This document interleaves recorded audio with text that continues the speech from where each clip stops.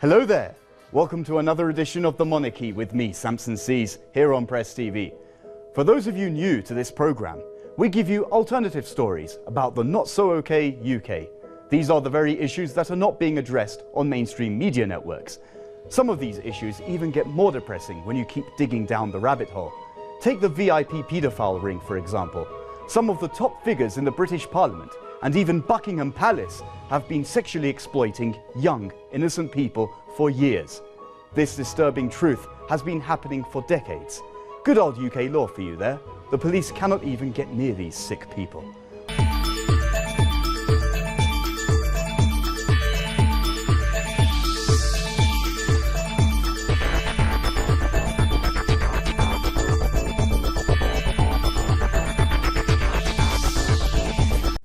It wasn't that long ago that those who claimed that there was a massive paedophile ring involving officials in the highest levels of government were written off as conspiracy theorists and kooks.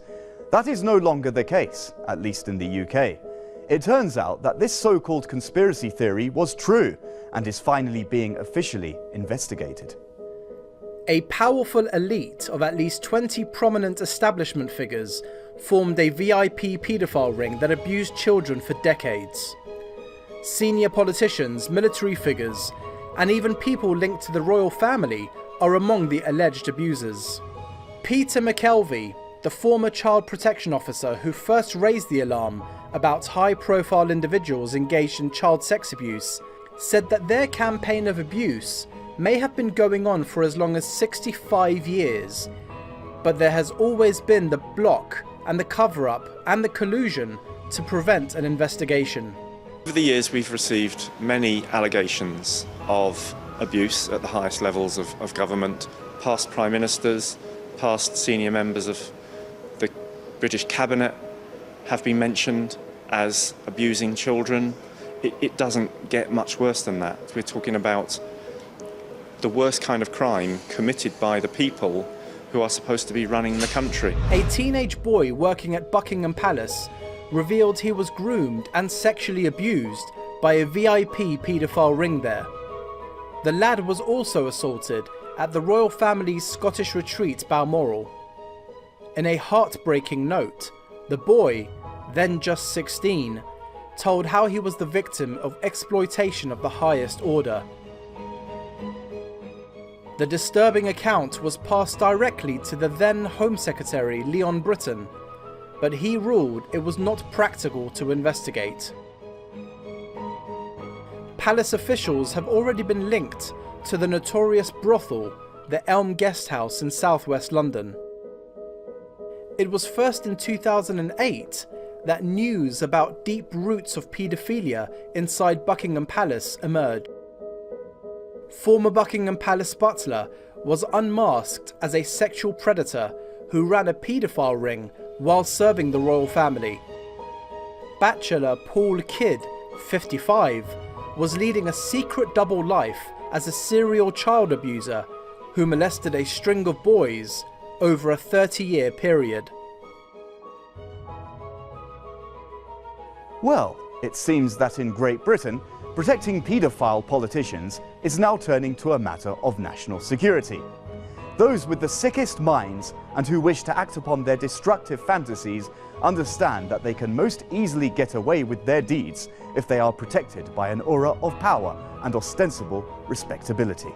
Government will establish an independent inquiry panel of experts in the law and child protection to consider whether public bodies and other non-state institutions have taken seriously their duty of care to protect children from sexual abuse.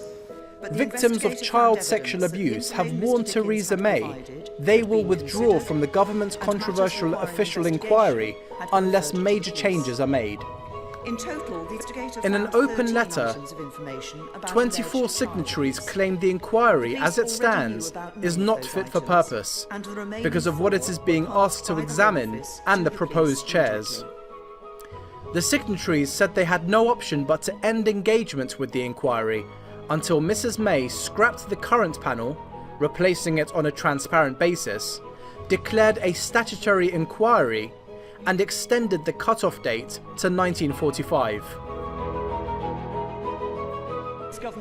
They wrote to Home Secretary Theresa May's officials complaining the Home Office seems to be running the inquiry to meet others' needs rather than those of survivors.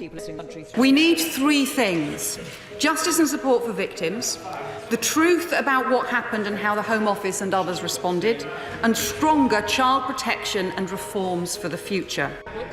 After the release of a report into Home Office cover-ups last month, Mr. Cameron seemed to dismiss survivors' concerns, saying some who've been looking for conspiracy theories will have to look elsewhere. I blame them as much as I do my perpetrators, and I at least want an apology for the way that I was treated, because as an adult woman, as a child I knew didn't know any different, but as an adult woman I now know that the way I was treated was not correct, was not right, and shouldn't have happened.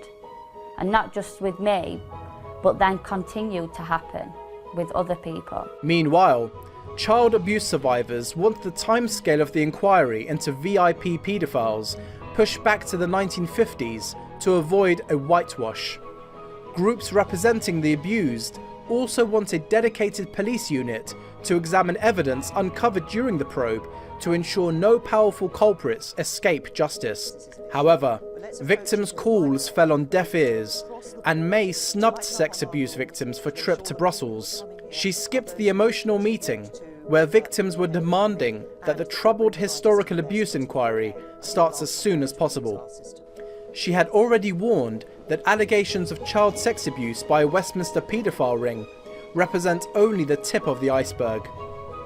Just a reminder, the royal family is granted absolute protection from public scrutiny in a controversial legal reform designed to draw a veil of secrecy over the affairs of the Queen, Prince Charles and Prince William.